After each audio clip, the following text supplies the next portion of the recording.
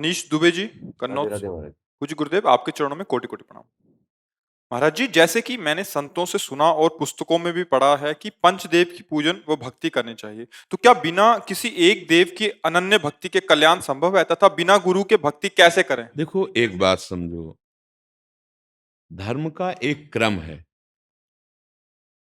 जब हम अनन्य भक्ति की बात करते हैं तो सावई पुंसाम परो धर्मो, ये परम धर्म की बात है, केवल धर्म की बात नहीं। जब हम परम धर्म में कदम रखेंगे तो सर्वधर्मान परित्यज्य माम एकम शरणम व्रज। सिद्धांत समझिए, कक्षा 1 का विद्यार्थी, 2 का विद्यार्थी और डिग्री, अंतर हो जाएगा। ये परम धर्म की वार्ता है। लोक धर्म, वेद धर्म, इसके सिद्धांत हैं। लेकिन जब हमारे हृदय में मुमुक्षुता प्राप्त करने की बात आएगी, हमें भगवत प्राप्ति की बात आएगी, तो धर्मम भजस्व सततम त्यज लोक धर्मान सेवन सदा साधु पुरुषन जहि काम तृष्णाम। लोक धर्म का त्याग करके भागवत धर्म में स्थित होकर उस तत्व को प्राप्त किया जाता है। तो जब अगर हम एक परमात्मा तत्व को सब में भावना कर लेते हैं तो सबकी सेवा हो जाती है, सबकी कृपा प्राप्त हो जाती है। फिर ये पंचदेव या अलग किसी की उपासना की आवश्यकता नहीं होती। जैसे वृक्ष के मूल में जल चढ़ा दे तो डाल, पत्ते, फूल, फल सबको प्राप्त हो जाता है। ऐसे जितने लोकपाल हैं, यहां तक परमेष्ठी पद में विराजमान ब्रह्मा जी, भगवान शिव, सब भगवान ही है, दूसरा कोई नहीं। और मूल श्री भगवान को जब हम अपना जीवन अर्पित कर दिया, सारी सेवाएं अर्पित कर दी, तो सब प्रसन्न हो गए। जैसे जामवंत जी बड़े ज्ञानी और बलवान महात्मा हैं, वो कह रहे हैं, जामवंत कहा सुन रघुराया, जा पर नाथ करो तुम दाया, ताई सदा शुभ कुशल निरंतर। सुर माने देवता, सुर नर मुनि प्रसन्नता ऊपर, सोई विजयी विनयी गुण सागर, तासु सुजस त्रैलोक उजागर। जिस पर आपकी कृपा हो गई, सुर जितने भी देवता नर, जितने भी मनुष्य, जा पर कृपा राम की हुई, ता पर कृपा करे सब कोई। फिर अलग से बात है, इसीलिए वो अनन्यता आ जाती है। बस हमारी जिह्वा, हमारे नेत्र, हमारे मन, हमारी बुद्धि एकमात्र जो गुरुदेव ने नाम दिया, जो रूप दिया, उसी पे हम आसक्त हो जाते हैं। सबकी सेवा हो जाती है, सब प्रसन्न हो जाते हैं। कोई भी ऐसा महापुरुष नहीं किसी भी संप्रदाय का, जब आप ऊंचाई पर चढ़ने लगेंगे तो सबका दर्शन होगा, सबका आशीर्वाद प्राप्त होगा। ऐसे थोड़ी भगवत स्वरूप में स्थित हो जाता है। किसी भी संप्रदाय के संतों में भेदभाव नहीं, जो ऊपर उच्च कोटि के हैं, व्यक्त या अव्यक्त, जो ऊंचाई पर पहुंचा वो सब एक हो जाते हैं, और जो ऊंचाई पर नहीं हो वहीं यहाँ सब एक दूसरे की निंदा, लड़ाई झगड़ा, ये सब बातें होती है। जितने भी देवता हैं, जितने भी भगवत स्वरूप हैं या चराचर हैं, वो सब भगवत स्वरूप, कोई अंतर नहीं। किसी एक को पकड़ लो, वही आपको भगवत प्राप्ति करा देगा। एक को, किसी एक को, लेकिन भगवत भाव से। अगर भगवान में भी भगवत भाव नहीं तो भी बात नहीं बनेगी। जैसे दुर्योधन की, श्री कृष्ण में भगवत भाव थोड़ी है, और विदुरानी जी को भगवत भाव है, तो दरवाजे में जे ही कौन, श्री कृष्ण, प्रेम की उच्च कोटि की दशा, देह भाव विस्मरण, ऐसी स्थिति विदुरानी जी की। भगवत भाव किसी एक में कर ले, भगवान निश्चित मिल जाते हैं। भगवत भाव। एक बार काशी में तुलसीदास जी महाराज, तुलसी घाट है, वहां विराजमान रहते थे। तो कभी काशी में शौच नहीं हुए, नाव थी, नाव से बाहर जाते उस पार शौच होते, तो एक पेड़ था जो ऐसे बचता तो ऐसे स्वाभाविक डाल देते। तो एक प्रेत प्रकट हुआ और कहा, मैं प्रसन्न हुआ, मैंने कब आराधना आपकी की? बोले, मैं पवित्र जल नहीं पी सकता, मैं अपवित्र पीता हूँ, प्रेत हूं, और आप शौच के बाद बचा हुआ जल ऐसे डाल देते, मैं तृप्त हो गया। बोलो आप क्या चाहते हो? बोले, मुझे कोई चाह नहीं, मुझे सिया राम जी के दर्शन चाहिए। बोले, ये सामर्थ्य तो मेरे में नहीं है, पर मैं दर्शन कराने का उपाय बता सकता हूं।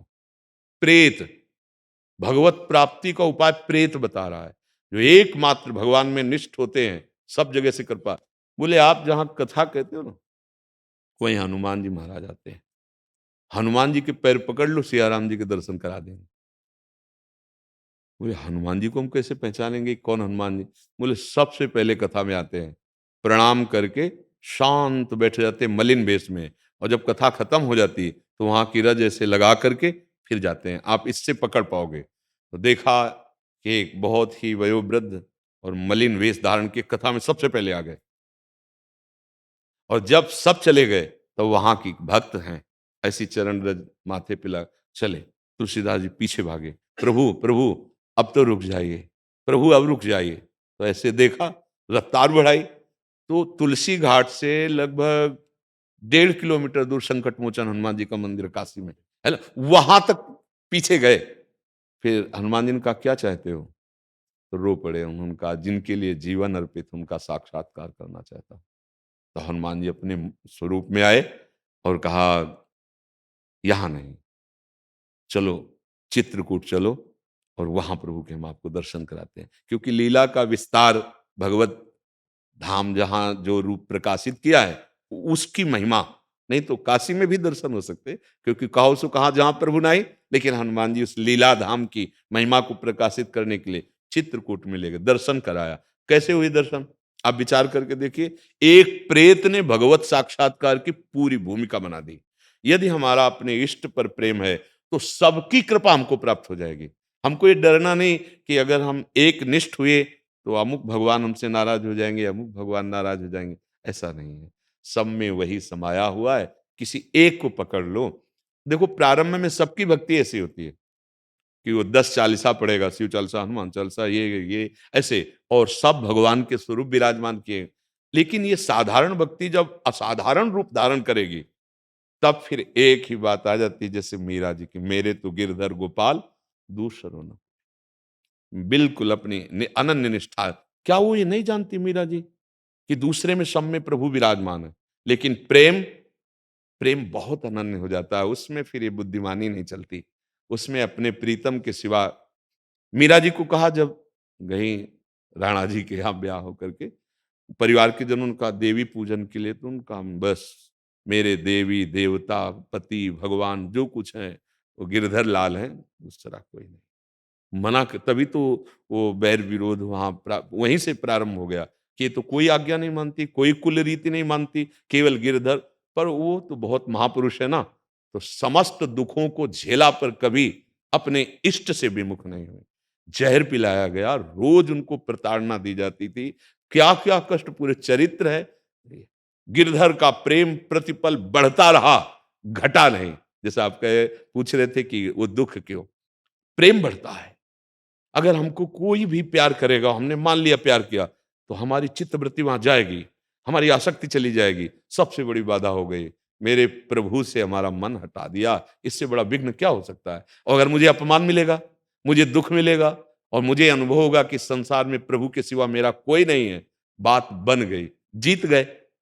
मेरे तो गिरधर गोपाल दूसरों न, ये निष्ठा आ जाए, सब प्रसन्न हो जाएंगे।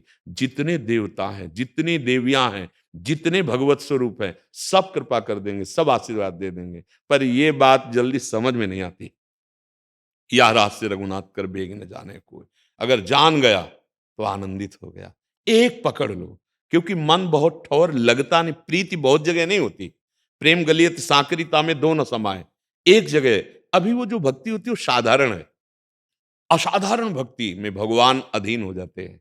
अहम भक्त पराधीनो असुतंत्र ईदुज, भगवान जिसके अधीन हो जाए, वो भक्ति जब रंग लाएगी तो आप एक हो जाएंगे। बस वही नाम, वही रूप, उन्हीं का चिंतन, उन्हीं का एक भरोसो, एक बल, एक आस विश्वास, एक राम घन श्याम हित चातक तुलसीदास। ऐसी हृदय में बात बैठ जाएगी, जैसे कोई तुम्हें कह दे इतने दिन से तुम इन देवता की या इन प्रभु की आराधना करो, कोई लाभ मिला? वो आपको प्रमाण देगा आपको लाभ नहीं मिला। आपका भी मन कह देगा लाभ नहीं मिला। आपका मन राजी हो जाएगा कि तो फिर आप बताइए मैं क्या करूं? नहीं, बने तो रघुबर ते बने, बिगड़े तो भरपूर। हमने जिसका वर्ण कर लिया, अब नहीं। अब चाहे बिगड़ जाए तो बहुत जय जय, और बन जाए तो जय जय। ये है उत्तम भक्ति का स्वरूप। हम सुख दुख के लिए थोड़ी प्रभु को अपना माना है, उनसे प्यार किया है, उनसे अपना वो परम सुख को प्राप्त हो जाएगा, वो परम लाभ को प्राप्त हो जाएगा। जैसे गोस्वामी तुलसीदास जी जब अनन्यता वर्णन कर रहे हैं, तो अपनी स्थिति भी वर्णन कर रहे हैं। जाकी कृपा लवलेश ते मति मंद तुलसीदास हो, पायो परम विश्राम, राम समान प्रभु नाहि को। विश्राम ही नहीं, परम विश्राम प्राप्त हो गया। पर वो एक, हम अनेक में फंसे हैं, एक में आना होगा। एक में आ गए तो अनेक में वही दिखाई देने लगेगा, शुद्ध भक्ति का स्वरूप। तर्क वितर्की की कोई गुंजाइश नहीं।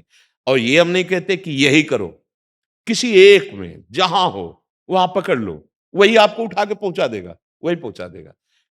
हम इसीलिए प्रेत का उदाहरण दिया है। वो तो आप देवता की बात करो, किसी एक को पकड़ लो और बस गंभीरता पूर्वक अनन्य हो जाओ, वो उठाता चला जाएगा, आपकी स्थिति बढ़ा। आप गणेश, अंबा, भगवान शंकर, कार्तिकेय, जो भी आपको नाम रूप एक पकड़ लो, वो उठा देगा आपको, ऐसी ऊंचाई पे पहुंचा देगा जहां से आप देखोगे सब एक हैं। बिना ये अनुभव हुए जीवन मुक्त नहीं होता है, ध्यान रखना। जैसे रामकृष्ण परमहंस जी माता काली में पूर्ण समर्पित, तो वहीं उनको कृष्ण के दर्शन होते थे, वहीं उनको राम जो चाहे वो सब मांग, क्योंकि कृष्ण और काली में इतना भी अंतर नहीं, वही एक ही तत्व है, रूप अलग अलग है, हम एक जगह आसक्त हो जाए। आपको समझ में आ रही बात? जी, बिना गुरु के पूजा पाठ कर सकते हैं, मतलब बिना? जरूर कर सकते हैं। देखो, जब हमें पूजा पाठ नाम जब कीर्तन आदि करते हैं, तब हमें भूख बढ़ती है कि आगे हम कैसे चलें, तो हमको गुरु की जरूरत पड़ती है। तो बिना गुरु के जो हम साधन भजन करते हैं, उसका फल होता है कि हमारे अंदर में भूख बढ़ जाती है कि कोई तो मुझे बतावे कि मैं सही चल रहा हूं कि नहीं, अब मैं आगे कैसे बढ़ूं। और जहां ये प्रश्न आया, कोई बतावे, तो वो कोई होता है हरि। बंदो गुरुपद कंज, कृपा सिंधु नर रूप हरि, महामोहतम पुंज, जासु बचन रवि कर कर। वो गुरु के रूप में आ जाते हैं, आजा मैं तुझे मार्ग बताता हूं। कभी भगवान नाम जप, भगवत पाठ, सेवा, जो कहे गुरु के बिना व्यर्थ होती है, बिल्कुल नहीं। असत कर्म तो व्यर्थ नहीं होते, जो व्यर्थ है वो दंड दे के रहते हैं, फल दे के रहते। फिर नाम जप, पाठ और तुम्हारा तीर, ये व्यर्थ हो जाएगा, व्यर्थ नहीं है, पर उसका फल मिलेगा ये कि हमें भगवत प्रेमी महात्मा सदगुरुदेव के रूप में मिलेंगे, और वो हमें जो बताएंगे वो हमारी स्थिति होगी। वो शबीज नाम हमारे अंदर परम लाभ जागृत कर देगा। जैसे हम वृंदावन में बहुत सी जगह हैं जहाँ दर्शन करना चाहें, अब पता नहीं तो हमें गाइड करना पड़ेगा ना किसी को, चाहे वो कोई पंडा हो या कोई जानकार जो है, भाई हम आपको, तो गुरुदेव को भेंट दी जाती है श्वासों की। आज से श्वासें मैं आपके नाम करता हूं, जो आप हमें आदेश कर रहे हैं हर श्वास में वही चलाऊंगा, और अपने जीवन को आपकी आज्ञा से चलाऊंगा। इसे गुरु दक्षिणा कहते हैं। सांसारिक नाशवान वस्तुएं गुरु दक्षिणा नहीं होती, उनको तो साधन काल में ही त्याग दिया जाता है। फिर भगवान जैसे रखे हो, बाहरी लीला होती है, अंतर में एकमात्र केवल भगवत अनुराग होता है। तो गुरु की भेंट क्या है? ये श्वासें, जो आज्ञा करी है, अब हम अपनी श्वासें उसी नाम उसी मंत्र में लगाएंगे, और अपना जीवन आपकी आज्ञा से बस वहीं भगवत प्राप्ति हो जाएगी, चाहे गृहस्थ हो चाहे विरक्त हो। हाँ, ये जरूर है कि जब हम सतमार्ग में चलते हैं तो कठिनता आती है, ये चढ़ाई है, बिना गुरु कृपा की इस पे चढ़ा नहीं जा सकता है। ये जो पहाड़ जैसा है, गृह कारण नाना जंजाला, ते अति दुर्गम शैल विशाला। गृहस्थी में रहकर भगवत भजन कर ले जाए, वो सिद्धों का सिद्ध है। क्योंकि जैसे अपने लोग हैं तो एक ही काम है, सिर्फ भजन करना रात दिन श्री जी का, आपके बच्चों को पढ़ाना, अतिथि की सेवा करना, हम लोग दरवाजे पे पहुंच जाएं, भोजन देना, व्यवस्था कर देना, मतलब कितने कार्य, और इसके बाद आप सही चल रहे हो, नाम जप कर रहे हो, तो प्रणाम योग्य है। आप ये समझ लीजिए। इसीलिए गृहस्थ धर्म को, कभी जैसे लोग कहते हैं हम तो गृहस्थ हैं, तो क्या है, तुम सबसे बड़े धर्म में हो। विरक्तों का जन्म गृहस्थों के यहाँ होता है, नहीं होता? आकाश से थोड़ी होते। विरक्तों का पोषण, शरीर पोषण गृहस्थों के यहाँ होता है ना? ये सब करते हुए भी आप वही कर रहे हो, भजन, सतमार्ग में चल रहे हो, तो बड़े महात्माओं कोई छोटी बात थोड़ी है। बस उसमें एक संयम की रेखा खींची गई है। जैसे आपने ब्याह किया जिस, तो बस एक सीमा, आपका धर्म की युक्त जीवन होना चाहिए। गंदी प्रवृत्ति वाला फिर तो चाहे कोई भी हो, वो दुर्गति को प्राप्त होता है। एक सीमा है, हमारे शास्त्र सीमा खींच के रखे कि ऐसी परिस्थिति हो तो भी आप अपने धर्म को नहीं छोड़ोगे, बस वो आगे बढ़ जाएगा। ऐसा कभी नहीं अपने में हे भाव लाना चाहिए कि मैं तो गृहस्थ हूं, भला मैं कैसे भगवत प्राप्ति कर सकता हूं, कैसे भगवान को, नहीं नहीं, बिल्कुल। आप जो कर्तव्य कर्म कर रहे हैं वो भगवान की पूजा है। जैसे हमें श्री ठाकुर जी का श्रृंगार किया, आरती की, पूजा की, ये हमारी पूजा हुई। फिर आपसे मिले, आपसे वार्ता की, आपको जो हमें गुरु प्रदत्त ज्ञान है, बुद्धि है, भजन है, उसके बल से आपको सुखी करने की चेष्टा की, ये हमारा भजन है, ये हमारी सेवा, वही आप कर रहे हो।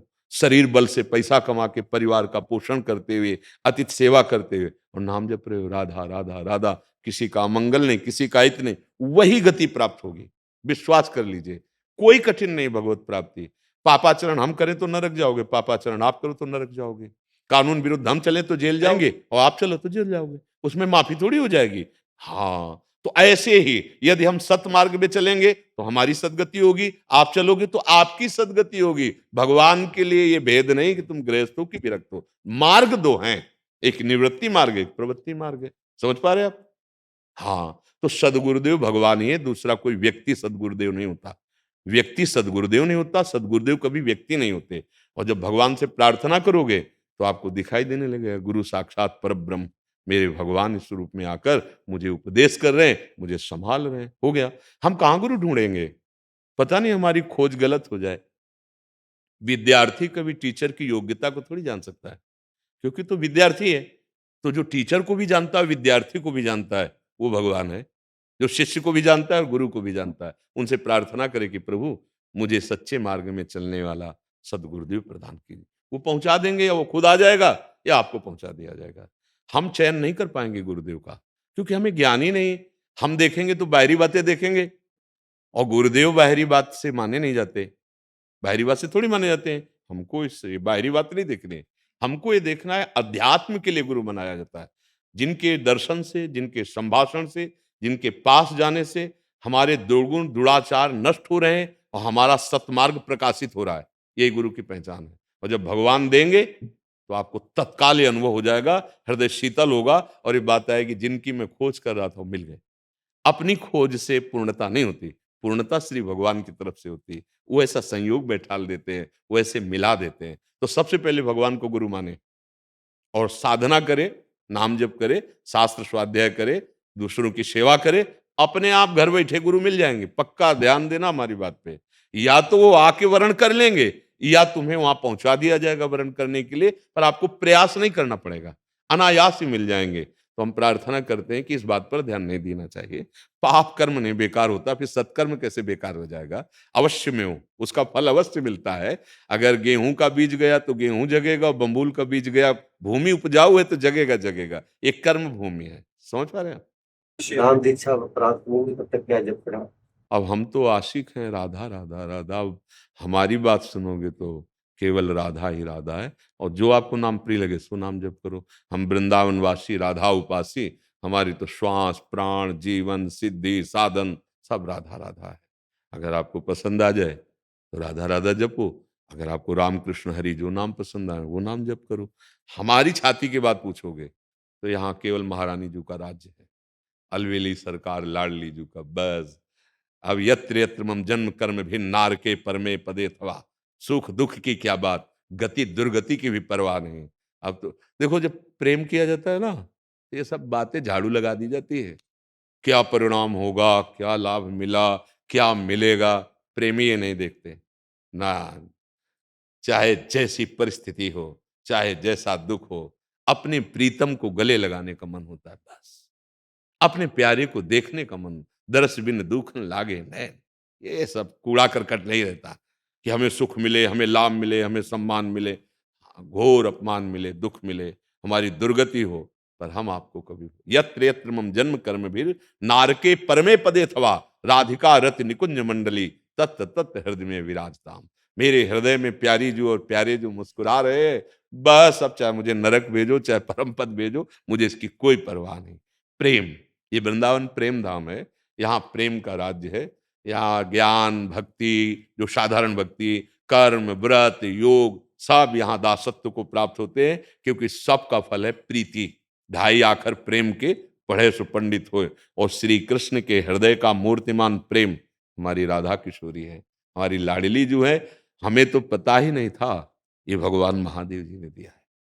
काशी विश्वनाथ जी की कृपा से ये मार्ग और ये सब तो अब जहां स्थित कर दिया, अब ये भगवान विश्वेश्वर ज्ञान समुद्र भगवान शंकर की कृपा से मार्ग मिला। और जिस जिसको वो शंकर जी की कृपा से मिलता है, ये भी बात बता दे, जहां पर कृपा न करहि पुरारी, सो न पाओ मुनि भगत कबारी। नरसिंह मेहता जी को सीधे रास में प्रवेश दिला दिया। नरसिंह मेहता जी को सीधे भगवान शंकर महाराष्ट्र में प्रवेश दिला दिए। भगवान शंकर की कृपा से अब तो बेल फैल गई, जाने सब कोई राधा राधा राधा राधा। अगर पकड़ पाओ, ये अच्छा लगे तो पकड़ लो, नहीं हमारे भगवान के बहुत से मार्ग हैं, बहुत से रूप हैं, बहुत से नाम हैं, सब समान फल देने वाले हैं। जो नाम प्रिय लगे जपना शुरू कर दो, उसी से लाभ प्राप्त हो जाएगा, उसी से विश्राम मिल जाएगा। कोई भी नाम कम नहीं है, क्योंकि भगवान का है। जो प्रिय लगे आपको, जो प्रिय लगे जपो। दुष्यंत चौहान जी, सहारनपुर, उत्तर प्रदेश से। राधे राधे महाराज। गुरुदेव, आपके चरणों में कोटि कोटि प्रणाम। महाराज जी, सदगुरु धारण करने के पश्चात उनके शरीर का अधिक संग ना कर पाने के कारण हृदय दुखी रहता था, किंतु आपको सुनने के पश्चात ये ज्ञात हुआ कि एक ही गुरु तत्व सर्वत्र व्याप्त है, अतः अब आप में ही वही सदगुरुदेव की छवि देखते हैं। महाराज जी, मेरा प्रश्न यह है कि महापुरुष, संतजन व भक्तजन जो सुख या दुख में समान भाव से स्थित रहते हैं, तो भी वो प्रभु से अपने लिए दुख ही मांगते हैं। हम जैसे संसारी लोग सदैव दुख से घबरा जाते हैं, दुख को भगाने के लिए प्रयास करते रहते हैं, किंतु भक्तों ने सदैव दुख का आलिंगन चाहा है। ऐसा क्यों महाराज जी? किसी आदमी के पेट में ऐसा व्रण फोड़ा या ऐसा कुछ है जिसको ऑपरेशन करवाना जरूरी है, और वो डॉक्टर के पास जाता है, पैसा देता है, पेट चिरवाता है, कष्ट सहता है, लेकिन उसका लक्ष्य क्या होता है कि संपूर्णतया हमारा ये दुख जो प्रकट हुआ है ये नष्ट हो जाएगा। समझ पा रहे ना? ऐसे ही हमारी वृत्ति राग में फंस गई है। राग से हमें सुखानुभूति होती है, झूठे जगत में राग से सुखानुभूति होती है, द्वेष से हमें क्रोध आता है। ये दो वृत्तियां सबके हृदय में है, राग और द्वेष। ये मायाकृत हैं। अगर हम रागात्मक वृत्ति से किसी भी वस्तु, व्यक्ति, स्थान या इस शरीर का भोग करते हैं तो हम बंधन युक्त होते हैं। और राग को नष्ट करता है अपमान, निंदा, प्रतिकूलता। ये नष्ट करता है राग को। जैसे भरथरी जी से जब भगवान शंकर प्रसन्न हुए तो उन्होंने यही वरदान मांगा कि सम्मान पूर्वक कभी मुझे अब जीवन में भिक्षा ना मिले। चक्रवर्ती सम्राट थे। क्यों? सम्मानम कल्याति घोर गर्लम नीचापमानम सुधा, श्री राधा मुरलीधरो भज सखे वृंदावन माते। ये सम्मान, ये प्रशंसा, ये सुख, ये रागात्मक वृत्ति से बांध कर भगवान से विमुख करने वाला है बड़े बड़ों को। इसलिए वो सदैव चाहते हैं कि हमें अपमान मिले, तिरस्कार मिले, दुख मिले, जिससे असलियत समझ में हमारे आती रहे। झूठे सुखों में हम ना बंधें, नहीं तो चूक बड़े बड़ों से हो जाती है। श्री अक्रूर जी महाराज बहुत बड़े महाभागवत हैं, जिनकी प्रशंसा श्री सुखदेव जी ने की। जब वो मथुरा से वृंदावन आते हैं दाऊ दादा और लाल जी को लेने के लिए, कृष्ण और बलराम को लेने के लिए, तो रथ में बैठे बैठे चरण चिन्ह देखे, जिसमें जौ, अंकुश, वज्र, ध्वजा आदि चिन्ह थे। ओहो, ये मेरे तो स्वामी के लौट गए। उस स्थिति को श्री सुखदेव जी कह रहे हैं, जीव का परम लाभ यही है, ऐसे भगवत अनुराग से युक्त हो जाए। पर जब स्यमंतक मणि द्वारिका लीला में सत्यराजित ने तप करके भगवान सूर्य को प्रसन्न करके प्राप्त की थी, बड़ी कथा है, हम सारांश में बताना चाहते हैं। जब स्यमंतक मणि को छीनने के लिए सतधन्वा को प्रेरित किया कृतवर्मा और अक्रूर जी ने, उसने कोशिश की, जब नहीं मिली तो मार दिया और वो मणि लेकर भागा। ये बात जब श्री भगवान को सूचना मिली, पता चली, तो भगवान उसका वध किए। उसके पास देखा मणि नहीं थी। मणि से अक्रूर जी ने रख ली और लेकर काशी चले गए द्वारिका से। और बड़ी बड़ी यज्ञ, भागवत महापुरुष हैं तो करेंगे तो मंगलय कार्य, लेकिन भगवान से दूर होकर मणि का महत्व, इंद्र नीलमणि श्याम मनोहर पर महत्व बुद्धि रखने वाले महापुरुष समंतक मणि लेकर काशी चले गए। अब दाऊ दादा ने कहा कि मणि कहाँ है? उनका सतधन्वा के पास नहीं थी। उनका सतधन्वा के पास तो थी ही, तभी तो उसने मारा सत्यराजित को। तो सत्यभामा जी के भी मन में था, क्योंकि सत्यराजित की पुत्री सत्यभामा जी थी, कि मणि गई तो कहाँ गई। भगवान सर्वांतर्यामी अक्रूर जी को बुलवाया और कहा, आप ये मणि दे दीजिए, दिखा दीजिए कि आपके पास है। तो कुछ नहीं बोले। भगवान ने कहा, मुझे पता है आप वस्त्र में लिपेटे हुए आप पास रखे हो, आप दिखा दीजिए। तो इस चरित्र को पढ़ करके लगा अपने लोगों का कार्य है चिंतन करना, सुने, पढ़े, मनन करे और उसका सार निकाले, उसे विवेक कहते हैं। तो सार निकला कि यदि हमारी महत्व बुद्धि किसी और पे किंचन मात्र हो गई तो इतनी ऊंचाई की भक्ति भी बाधा पहुंचा सकती है।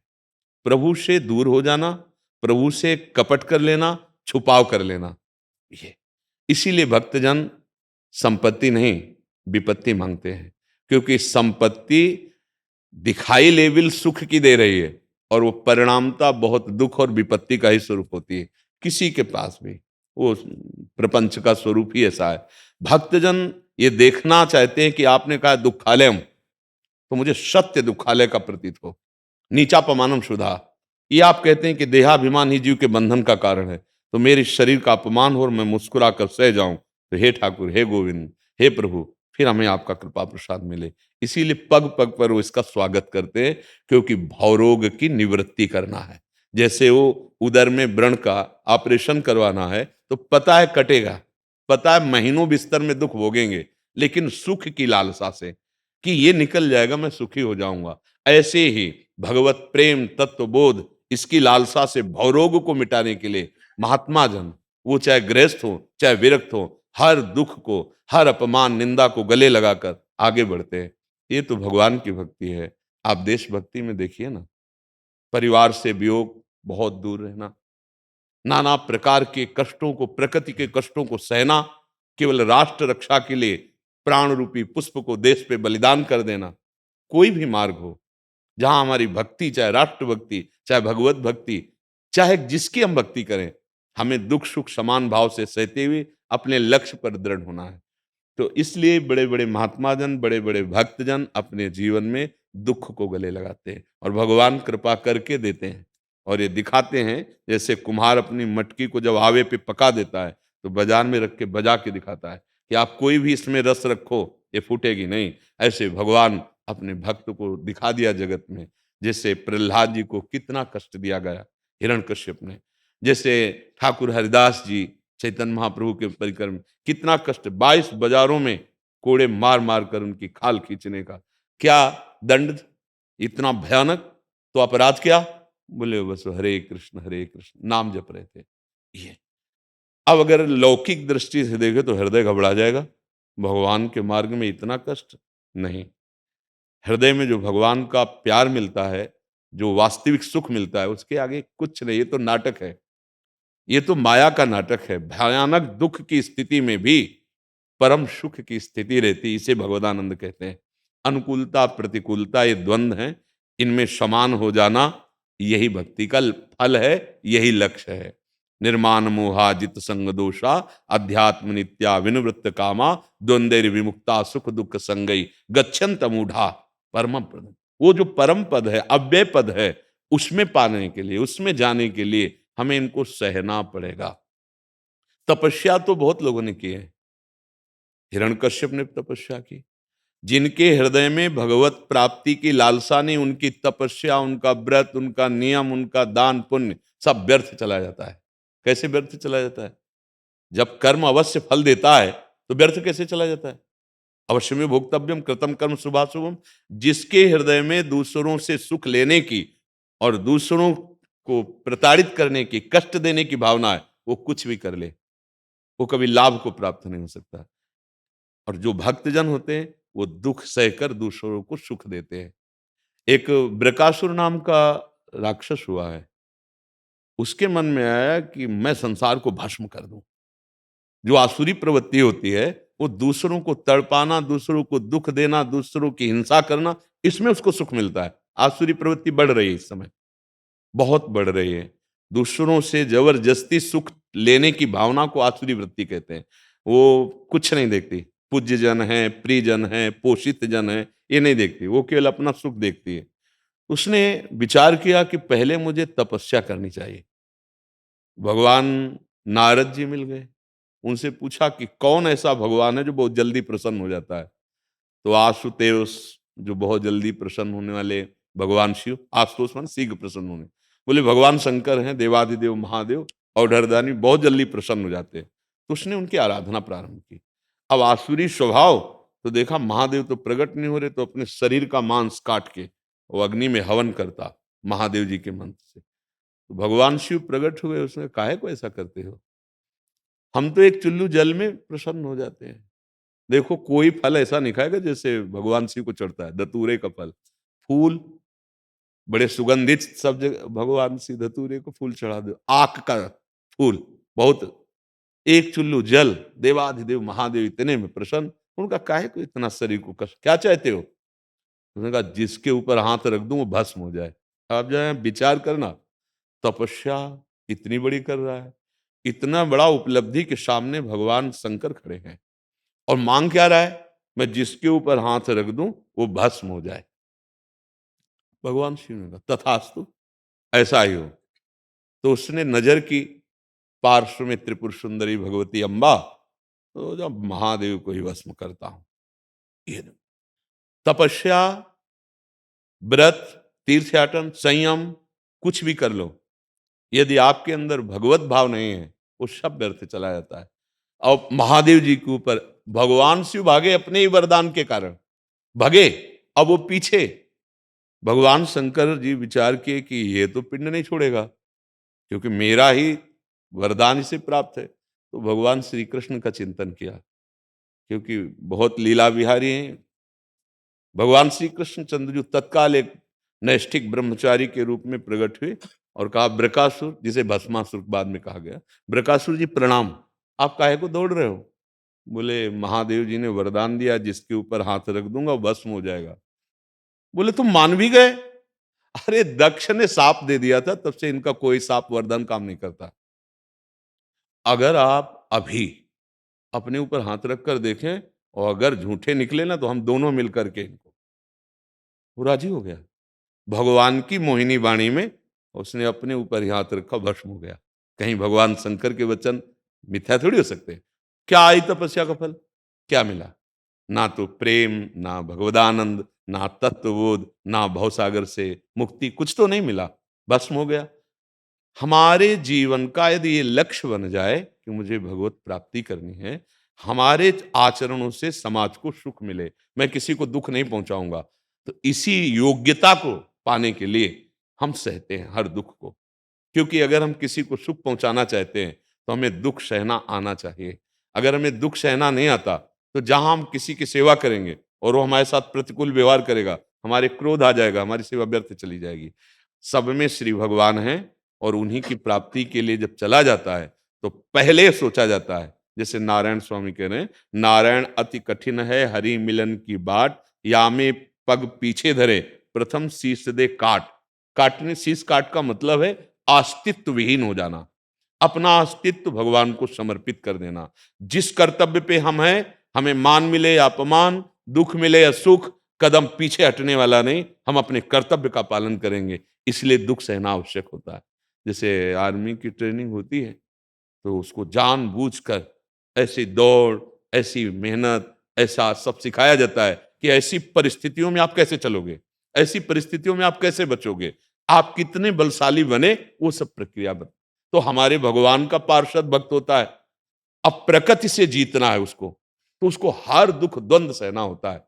इसीलिए बहुत बहादुरी का ये मार्ग है, भगवत मार्ग। देखो नाटक कर लेना तो एक अलग बात है, सिनेमा में भी नौटंकी नाटक में भी 4 घंटे के लिए कोई साधु का रोल कर सकता है, लेकिन वास्तविक साधुता के लिए ये सहना आवश्यक है। इसलिए बड़े बड़े भक्तों के चरित्रों में ये पाया गया है। आप समझ पा रहे हैं?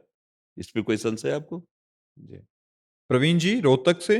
राधे राधे श्री हरिवंश। राधा वल्लभ श्री हरिवंश महाराज जी मेरे पुत्र ने प्रेम विवाह किया था, परंतु कुछ समय पश्चात ही प्रेम में विश्वासघात पाने पर उसने अपने शरीर को नष्ट कर लिया। गुरुजी, क्या मेरी साधना या भजन से उस आत्मा की दुर्गति को मिटाने के लिए मैं उसकी कुछ मदद कर सकती हूँ?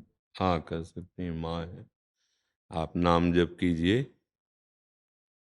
अगर आपको ऐसा सहयोग मिल रहा है तो तीर्थयाटन कीजिए, जैसे धाम आए। और यहाँ अगर आपके पास अर्थव्यवस्था है, कुछ पशु पक्षियों को, कोई जैसे बैठे रहते हैं, कुछ खवा पिला दिया, और वो सारा पुण्य भाव से भगवान को समर्पित कीजिए और भगवान से प्रार्थना कीजिए कि जो जीवात्मा हमारे पुत्र के रूप में आया था उसका मंगल हो, उसको सुख पहुँचे। तो जरूर लाभ मिलेगा, पर बहुत बड़ी दुर्गति की बात है। ये बहुत बड़ी दुर्गति की बात है। बहुत से उपाय हैं, उससे सिद्ध उपाय श्रीमद् भागवत महापुराण है।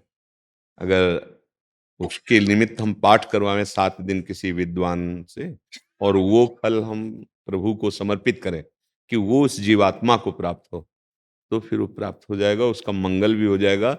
वैसे बहुत बड़ी दुर्गति होती है, ये बहुत ही निकृष्ट दुर्गति का, ये सबसे बड़े पापों में रखा गया है। उसका दंड तो अपनी भी सरकार में है। अगर आप अभी कुछ ऐसा कृत्य करने जा रहे हो और ये रिपोर्ट कर दी जाए, तो हमारी भारत सरकार आपको बंदी बना लेगी और इसका दंड देगी।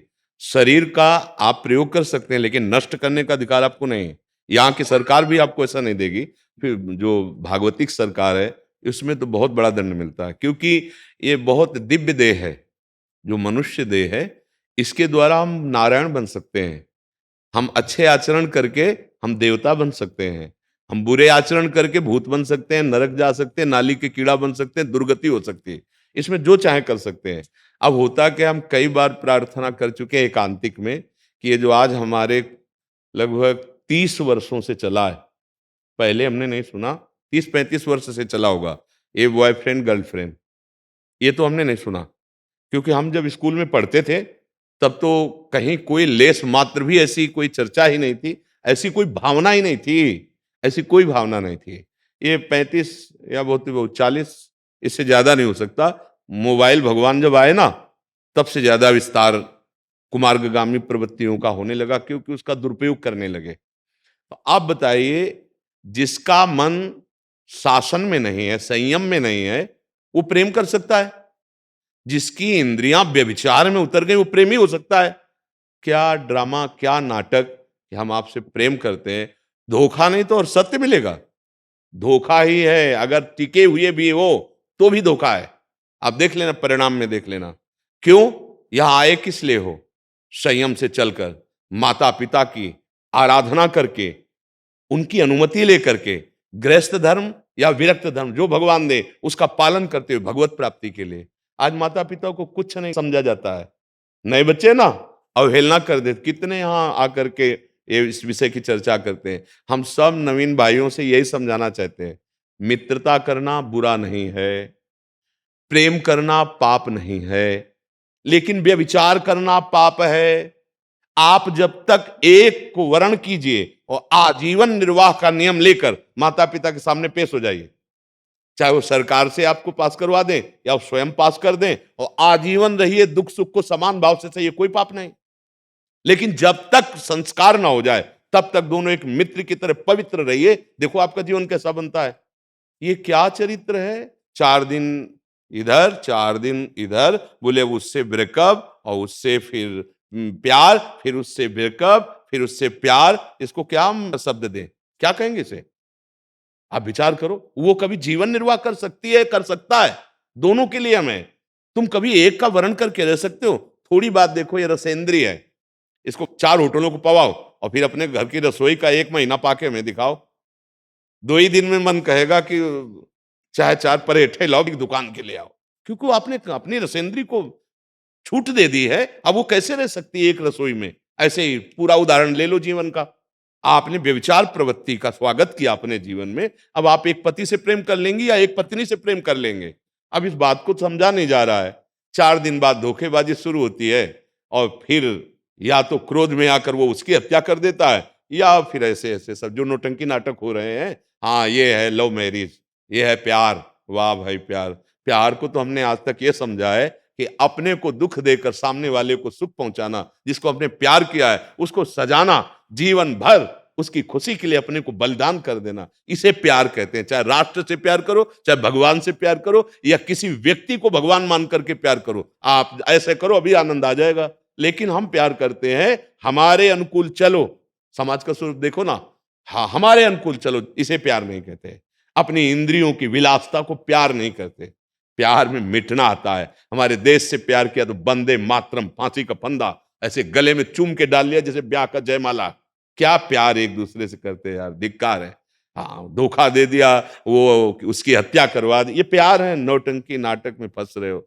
नहीं, हम कहते करो मित्रता, हम आदर करते हैं आपकी मित्रता का, लेकिन दोनों पवित्र रहना, जब तक तुम्हारा आजीवन का नियम न बन जाए कि हम दोनों एक गृहस्थी धर्म में बंध कर आजीवन रहेंगे, अब आओ और संस्कार करो, फिर अपने विचरण करो गृहस्थ धर्म में। ये कौन सा भैया मलिन आचरण शुरू हो गया, हमारी तो समझ में नहीं आता।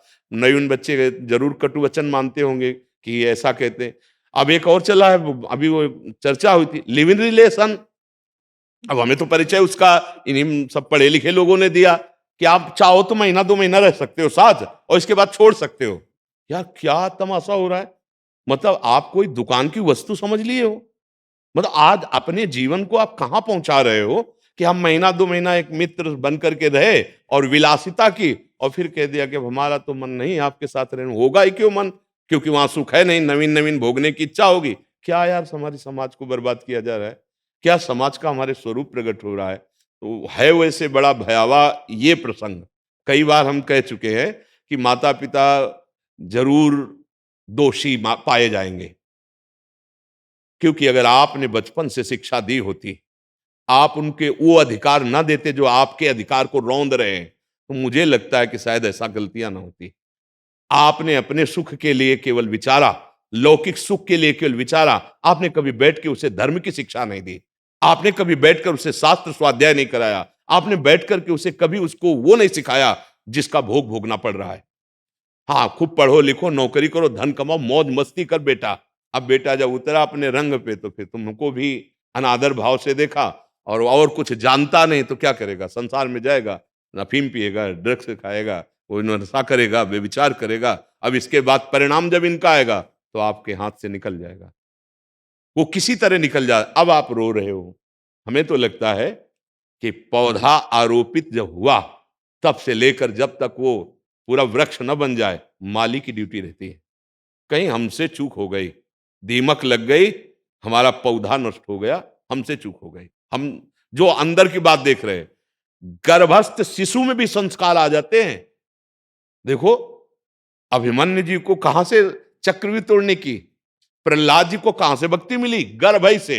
हम लोग क्या आचरण करते हैं, गर्भस्थ शिशु के संस्कार पुष्ट करने के लिए हमें ब्रह्मचर्य रहना चाहिए, हमें भगवत चिंतन करना चाहिए, हमें आहार शुद्ध रखना चाहिए। ऐसा नहीं हो पा रहा है। जहां बच्चा गर्भ में आता है, बस अब एक तपस्वी जैसा जीवन, उसके कल्याण के लिए, उसके संस्कार के लिए, उसको स्वस्थ रखने के लिए माता पिता में इतनी क्षमता है। मनमानी आहार, मनमानी विहार, तो उसी का लक्षण उसके अंदर पड़ रहा है और वही आ जाकर अपना विस्तार करता है, तब बाद में रोना होता है। हाँ, आप जैसे संस्कार देंगे वैसे बच्चों में पड़ेंगे। वो नवीन पीढ़ी है। हम बहुत प्रार्थना करते हैं बच्चों से मित्र जैसा व्यवहार करो, दोस्त जैसा। जब थोड़ा बड़े होने लगे, पास बैठा लो, एकदम खुला कर दो, तुम्हारे मम्मी पापा ही नहीं, तुम्हारे दोस्त भी हैं, तुमसे कोई भी गलती की बात आवे तो हमें तुरंत बताना, हम तुम्हारा साथ देने वाले हैं, तुम्हें नष्ट करने वाले नहीं, तुम्हें दुख देने वाले नहीं। अगर ऐसी हम छूट दिए होते और वो हमसे बताता कि, तो हम फिर उस पर चिंतन करते माता पिता कि ये उचित है कि, क्योंकि बच्चा है, वो बिगड़ने जा रहा है। हमने ऐसे संस्कार ही नहीं दिए। छोटा बच्चा कहता है अरे देखो तुम अपनी बात, हम स्वतंत्र, हम कर लेंगे, वो ऐसे जवाब दे देता है माता पिता को। कैसे संस्कार दिए जा रहे हैं, प्रात काल उठ के रघुनाथा, मात पिता गुरु नावै माता। ये हमारी भारतीय संस्कृति है। स्वयं रघुनाथ जी भगवान ऐसा आचरण करके बता रहे हैं। कौन नौजवान, कौन नवीन अवस्था का बालक ऐसे ही छू लो, ना माथा रखो, अरे चलो पैर न छुओ, तो उनकी बात मान लो, कुछ नहीं रह गया है। कोई बिरला ऐसा होगा हजारों में एक जो माता पिता को माता पिता मानने के लिए तैयार है। नहीं, आज जो बुद्धि बदलती चली जा रही ना बच्ची मानती है, नहीं नहीं हम स्वतंत्र हैं, ना बच्चा मानता है। अब वो सब दोनों एक ऐसे रास्ते में चले जा रहे हैं जहां दुख, संशय, नाश, पतन यही है। आज का प्यार, आज की मित्रता, कहां विश्वास रह गया।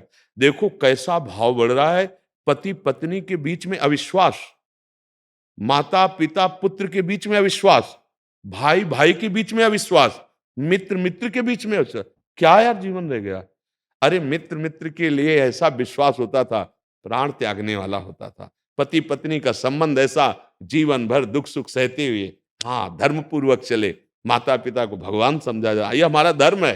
पर आज जो समय हम यही उपकार मानते हैं कि आप सब आकर बात सुन रहे हो धर्म की, शास्त्र की, ये हम पे बड़ा उपकार कर रहे हो, हम पे बड़ी कृपा कर रहे हो, यदि आप सुधर गए, आपके विचार सही हो गए तो हमारा जीवन, हमारी साधना सार्थक हो जाएगी। यही हम समझाने के लिए, चाहे जैसी परिस्थिति हो, आपसे मिलते हैं कि आप समझ जाओ ये कोई सुख देने वाला नहीं है। देखो, जब आपका पवित्र हृदय होता है, फिर कोई साथी मिलता है तो एकदम समर्पण हो जाता है और लगता है मेरा जीवन साथी है। अब वहाँ सैकड़ों हमारे हृदय में आ गए हैं, चले गए हैं, अब उसका अभ्यास बन गया है, अब वो टिकेगा नहीं, न एक जगह टिकेगा, न एक बात में टिकेगा। हमारे इशारे को समझ लो। अब उसका जीवन क्या होगा? वो कह रहा है कि तुम्हें जो करना करो, हम रोकते हैं क्या? वो कहे तुम्हें जो करना करो, हम रोकते हैं क्या? आप हमें डिस्टर्ब मत कीजिए। वो अपनी बैग उठाए, वो अपनी बैग उठाए, अपने और रहे एक ही मकान में रहे, दोनों का मन नहीं मिल रहा, दोनों के आचरण नहीं मिल रहे। क्या भला ये जीवन है गृहस्थी का? ये क्या जीवन है? अब क्या सुख इनको मिलेगा? भाई सुख मिलता है प्रीति में। जैसे हम मित्र मित्र बैठते हैं तो प्रीति का सुख है। अगर हम पति पत्नी प्रीति करें कितना सुख है। अगर पुत्र प्रीति करे माता पिता में कितना सुख। कहते माता पिता प्रीति करे तो मुझे लगता है अगर वो प्रीति न की होते तो आप इतने बड़े नहीं हो जाते। तुम्हारी शौच धोई, तुम्हें स्नान कराया, अपनी छाती का दूध पिलाया, तुम्हें इतना बड़ा सयाना किया, उनकी प्रीति में संशय मत देखो। संशय हमारी प्रीति में। उन्होंने अपना कर्तव्य कर दिया, बड़ी मेहनत करके माता पिता पढ़ा लिखा करके जब ऊंचे पदवी पे बैठालते तो बेटा उन्हें नौकर कहता है। एक आए थे पिता हमें बताया था कि गांव के हम हैं, हमारा लड़का बड़ी पदवी में है, तो जब हम गए तो वो अपने दोस्तों के साथ बैठा था, न पैर छुआ न उठा कुर्सी से, और जब उन्होंने पूछा है कौन है, तो उनका हमारे घर का नौकर है। वो तुरंत वापस हो आए थे और बोले पढ़ाई लिखाई और सबका हमें फल मिला कि अपने मित्रों के सामने उसने हमें नौकर ठहरा दिया। अब तो हम जिंदगी में कभी उसके पास नहीं जाएंगे। ये है आज की बुद्धिमत्ता। विद्या विनयम ददाति। अगर आप पढ़े लिखे हो और आपके माता पिता आ रहे हैं, उठ के खड़े हो जाओ और उनके चरणों में प्रणाम करो। तुम्हारा सौभाग्य बढ़ेगा, तुम्हारा आयु बढ़ेगा, यश बढ़ेगा, श्री बढ़ेगी, लक्ष्मी बढ़ेगी। उनको नौकर बता दिया। वारी पढ़ाई लिखाई, वारे तुम्हारे वीआईपी स्तर कि तुमने अपने पूज्य पिता को नौकर बता दिया। तो भाई आप समझना हमारी बात को कि जब तक तुम शास्त्रों का स्वाध्याय नहीं करोगे, आध्यात्मिक प्रवचन नहीं सुनोगे, नाम जप नहीं करोगे, भगवान का आश्रय नहीं लोगे, तो बुद्धि तुम्हारी अशुद्ध ही रहेगी और उसके द्वारा जो आचरण होंगे वो दुर्गति कराने वाले होंगे। क्या देखा उसने संसार का? क्या करने आया था, क्या कर बैठा? तो हमें लगता है सुधार होना चाहिए। हम लोग अपनी बुद्धि को सुधारे। जो भगवान का नाम प्रिय हो नाम जप कीजिए। राधा राधा राधा राधा, कृष्ण कृष्ण राम राम, जो अच्छा लगे। और कुछ समय रखिए सत्संग सुनने का। कुछ अच्छे महापुरुषों ने जो छोटे छोटे बड़े बड़े ग्रंथों से पत्रिकाएं निकाल ली, जैसे गीता पृष्ठ में आप राधा बाबा, भाई जी हनुमान प्रसाद पोद्दार जी, जयदयाल गोविंदका जी और स्वामी राम सुखदास जी, इनकी छोटी छोटी हैं। आप पढ़ो, आपकी बुद्धि का विकास होगा, आपकी बुद्धि पवित्र होगी। और कहीं घर में भागवत है, रामायण है, ये 10 मिनट सुना दो तो घर का वातावरण पवित्र हो जाए। कीर्तन करो, नाम कीर्तन, घर पवित्र हो जाए। नाम संकीर्तनम यस्य सर्व पाप प्रणाशनम। पर अब ये नहीं होता है। अब तो प्रपंच की बातें होती हैं। आज की दिनचर्या देखो, मतलब 11 12 1 बजे तक तो खान पान और सब विलासिता, और इसके बाद सो गए 9 10 बजे तक। अब बताओ जो ब्रह्म मुहूर्त का समय भजन का है, जीवन को प्रकाशित करने का, वो सोने में जा रहा है, बुद्धि क्या होगी? इसलिए सब सावधान रहो। जैसी ये माँ दुखी है, हम चाहते हैं ऐसी कोई माँ दुखी ना हो। आप लोगों का जीवन मंगलमय हो, आप विचारवान बने, अपने दोस्त को विचार पूर्वक चयन करें। जीवन ऐसे खिलवाड़ में मत नष्ट करें कि हम मनोरंजन में जीवन नष्ट करें, नहीं तो पूरा जीवन आपको इसको भोगना पड़ेगा। ये बात ध्यान रखना। अगर आपने नवीन अवस्था में अपने जीवन को व्यभिचार में प्रवृत्त कर दिया तो आगे चलकर सुधर भी जाओगे तो जलना पड़ेगा, क्योंकि वो बीज जो बोया है वो तुम्हें नष्ट करेगा। पक्का समझ लीजिए। इसलिए हाथ जोड़कर प्रार्थना है, मित्र बनाओ, ब्याह करो, गृहस्थी में रहो, बहुत सुंदर है, पर बहुत विचार पूर्वक। और माता पिता को इतना तो अधिकार दे दो कि तुम्हारे विषय में फाइनल कर सके। अपनी बात हट पूर्वक रख सकते हो, आप बालक हो, लेकिन उनको इतना अधिकार दे दो कि वो ये हाँ या ना, उनकी इस बात को तो आप समझने की कोशिश करें। हमें लगता है राक्षस की बात नहीं कर रहे हम, लेकिन जो माता पिता होते हैं वो जीवन भर यही चाहते हैं जो माता पिता का हृदय, मुझे जैसा लगता है, राक्षस की बात नहीं कह रहा, जैसे आजकल कुछ उदाहरण आने लगे हैं, वो बात नहीं कह रहा हूं। वो क्या, हमें तो लगता है हर माँ का हृदय, हर पिता का हृदय, अगर आप उसको गाली भी दे के जाओगे तो यही चाहेगा कि मेरे बेटे को कोई गाली न दे, मेरे बेटे को कोई ठोकर भी ना लगे, मुझे जैसा लगता है। अभी तो कुछ ऐसे चुटपुट उदाहरण मिलते हैं कि जिनके द्वारा पोषण होना चाहिए उनके द्वारा शोषण होने लगा है। वो बुद्धि भ्रष्ट राक्षस है, वो माता पिता नहीं है। वो क्या, अपने माता पिता को अधिकार देना चाहिए और ऐसी कभी गलती न करो। मरने से क्या समस्या का समाधान हो जाएगा क्या? चलो तुम्हें धोखा मिला है तो कोई ना कोई मार्ग तो खुलेगा जहां तुम्हें प्यार मिलेगा। अगर मान लो जैसे आज ये आई है, अगर उस इनकी जगह वो आ जाता, मार्ग मिल जाता उसको, उसको बल मिल जाता। अगर हम अपने को नष्ट ना करें तो मुझे भगवान मार्ग दे देंगे। हो सकता है उससे बढ़कर कोई प्यार करने वाला मिल जाता जो तुम्हारे हृदय के घाव को शांत कर देता। हमें जीवन नष्ट किसी भी विषय में नहीं करना। पढ़ाई में फेल हो जाए, किसी खेल में हार जाए, हमारा व्यापार में घाटा लग जाए, हमारा दोस्त हमें धोखा दे जाए, हमें प्राण नहीं त्यागना, ये बात ध्यान रखना है। ये मनुष्य जीवन अगर नष्ट हुआ तो प्रेत बनना पड़ता है और प्रेत को महान दुख भोगना पड़ता है। प्रेत यूं नहीं मिलती है, आत्महनन गति। इसलिए ऐसी कोई गलती मत करना। नहीं, हम हर दुख सह सकते हैं, हम हर लड़ाई जीत सकते हैं। ऐसा मत करना, कभी कोई मत करना। जहां तक हमारी आवाज पहुंचे, चाहे प्रगट में या यूट्यूब के द्वारा, कभी आप अपने जीवन को नष्ट करने की बात तो सोचना नहीं। रास्ता है, ऐसा नहीं कि तुम्हारे लिए रास्ता खत्म हो गया। नहीं, आपको भगवान रास्ता देंगे, बस धैर्य पूर्वक चलना। संकट आया है, विपत्ति आई है, सब छोड़ रहे हैं, तो कोई एक है जो पकड़ लेगा ना तो सबको डाउन कर देगा। अगर उसने पकड़ लिया, तुमने उसको पकड़ लिया, हाँ, तो जा पर कृपा राम की होई, ता पर कृपा करे सब कोई। कोई ऐसा नहीं होगा जो तुम्हारा विरोध कर सके। धैर्य पूर्वक चलो, शरीर नाश करने की कभी बात न सोचो, बड़ों का आदर करो, नाम जप करो, मित्रता करो, पर बहुत विचार पूर्वक। व्यभिचार मित्रता नहीं होती और मित्रता में व्यभिचार नहीं होता। दोनों बात समझ ले। मित्र वही है जो कुपंथ का निवारण करके सुपंथ चलावे। अब यहां सुपंथ का पता ही नहीं तो चलावे क्या चलावे। इसलिए राधा राधा राधा राधा राधा राधा राधा राधा राधा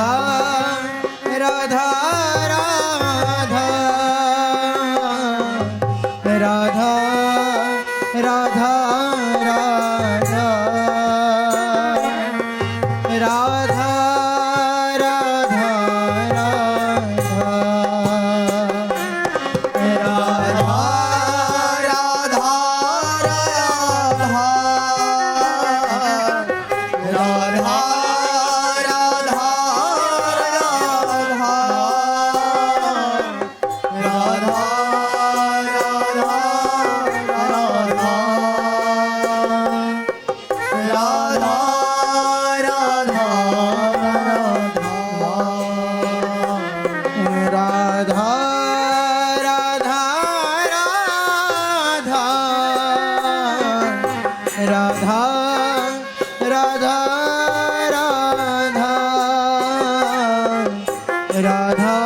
राधा